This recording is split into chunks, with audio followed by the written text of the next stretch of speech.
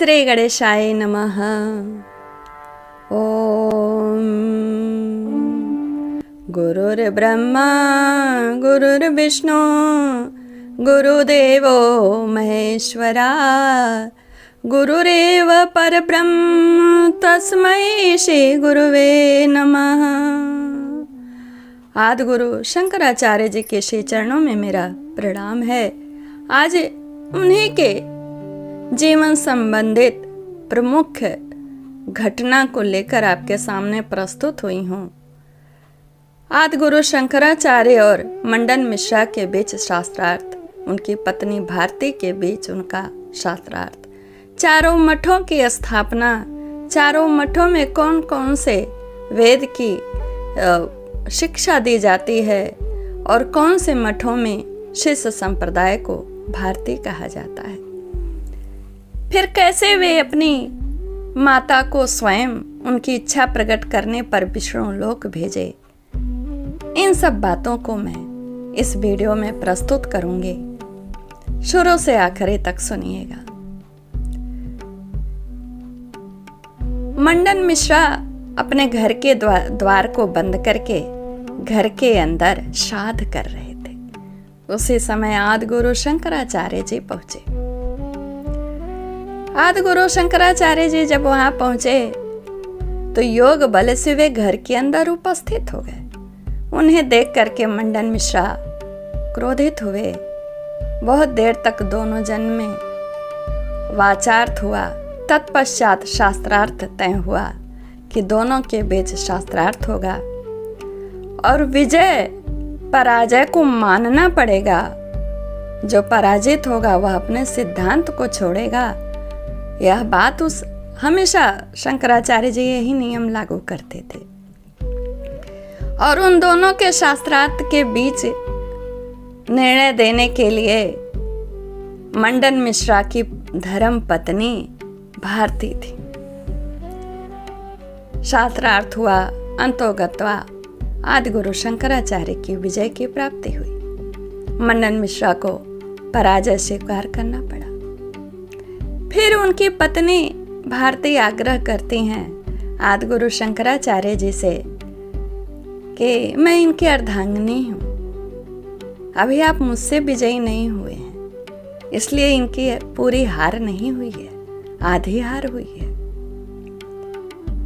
मना की आदि गुरु शंकराचार्य, परंतु भारती मिश्रा के बार बार आग्रह करने पर उन्होंने शास्त्रार्थ करने के लिए सहमति प्रदान की। भारती मिश्रा ने काम शास्त्र में शास्त्रार्थ करने के लिए विनय किया। आदि गुरु शंकराचार्य जी बोले कि यह विषय वांछनीय नहीं है, क्योंकि मैंने इस जीवन को जिया ही नहीं है। आप माता यहीं 6 महीना इसी प्रकार रुकिए, मैं 6 महीने पश्चात आऊंगा। काम शास्त्र में शिक्षा ग्रहण करके आपसे शास्त्रार्थ करूंगा।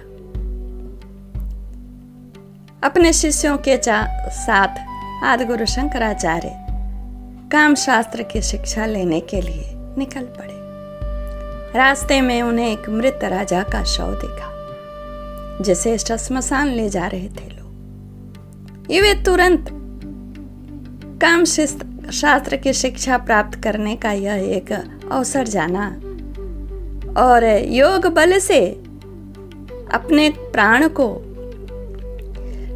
मृत राजा के शरीर में संजीवनी विद्या के द्वारा प्रविष्ट कराया और अपने शरीर की रक्षा का भार अपने शिष्यों को दिया कि जब तक मैं लौट ना आऊं तब तक हमारे इस शरीर की रक्षा करना।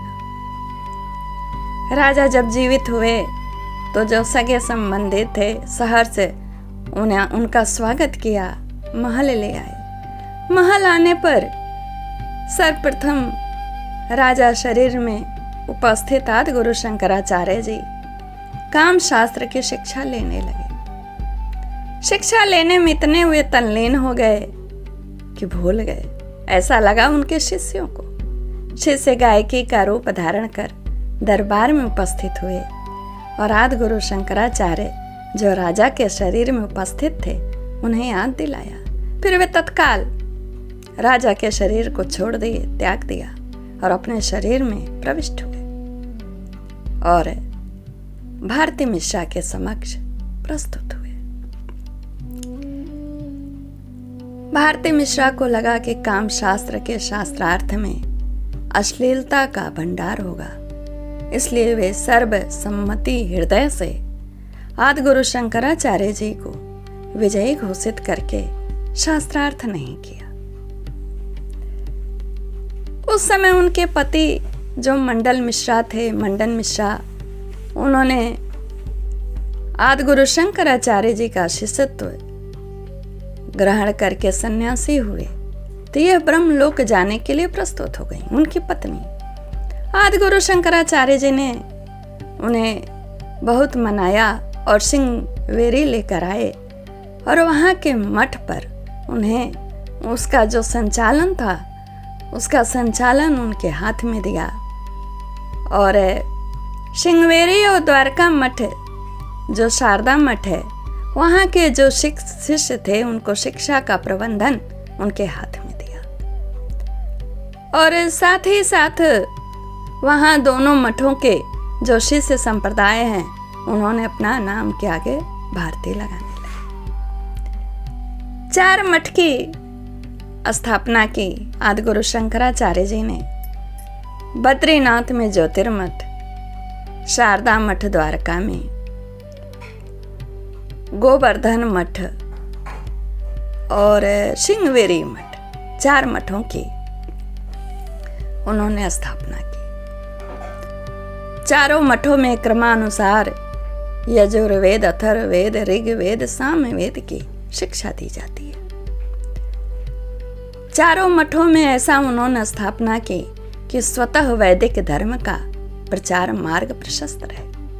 जिस समय आदिगुरु शंकराचार्य जी का प्रादुर्भाव हुआ था, उस समय नाना प्रकार के भ्रमित अनुयायियों का भरमार था। धर्म का नहीं, संप्रदाय का। संप्रदाय के जो संस्थापक थे वे तो नियम कानून सही बनाए, लेकिन वे उनके अनुयायी समय अनुसार अपने भोगानुसार भ्रमित कर दिए थे, जिसमें बौद्ध धर्म प्रमुख था।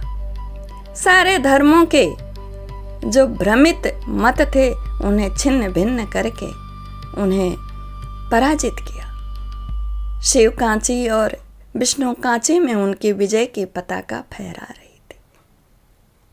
कांची में राजा को जो बौद्ध धर्म के अनुयायी थे अपने सारे शिष्यों के साथ हार मानते हुए भगवान शंकराचार्य के अनुयायी बने। शिव कांची में श्मशान घाट पर एक शिव मंदिर है, जिसके द्वार पर ही आदिगुरु शंकराचार्य की विजय पताका, विजय की प्रतिष्ठा लिखी गई है। एक दिन वे ध्यान में बैठे थे, तभी उनकी माता स्मरण कर रही थी कि अब मेरा शरीर नहीं चल पा रहा है, मृत्यु का आह्वान कर रही थी। तुरंत ये उपस्थित हुए, भगवान शिव को प्रसन्न कर किया और माता को ले जाने का आग्रह किया। शिव जी प्रसन्न हुए, अपने दूतों को भेजा। इनकी माँ ने कहा नहीं, मैं विष्णु लोक को जाऊंगी, शंख चक्र पद्मधारी के पास। फिर उन्होंने विष्णु जी की आराधना की, उनकी स्तुति की। विष्णु जी प्रसन्न हुए, भक्त वत्सल हैं और उनकी माता को सहर्ष अपने लोक ले आए।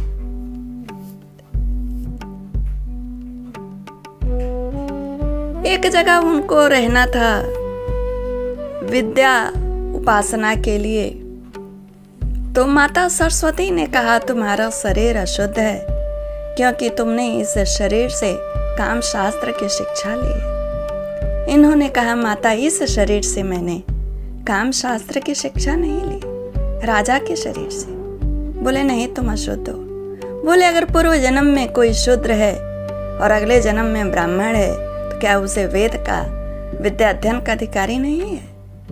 माता सरस्वती प्रसन्न हुई और रहने उस स्थान पर रहने और विद्या अध्ययन करने का इनको अधिकार दिया। एक पंडित जी थे, उनकी संतान एक पुत्र थे जो बहुत मूर्ख थे। उनसे नाम पूछा आदिगुरु शंकराचार्य ने, उन्होंने नाम बताया, प्रसन्न होकर अपना शिष्य बनाया। उन शिष्य के द्वारा आत्म तत्व विवेचन के श्लोक आज तक भी प्रसिद्ध है। इस तरह वे वैदिक धर्म की स्थापना करते हुए पूरे विश्व में भारत का नाम विजयी करते हुए 32 वर्ष की उम्र में ईश्वर लोक को प्राप्त हुए। आदिगुरु शंकराचार्य जी के श्री चरणों में यह संक्षिप्त चमत्कारिक घटना और मठों की स्थापना का विषय वस्तु लेकर प्रस्तुत हुई हूँ। हमारे चैनल को सब्सक्राइब, लाइक, कमेंट, शेयर करिएगा। धन्यवाद।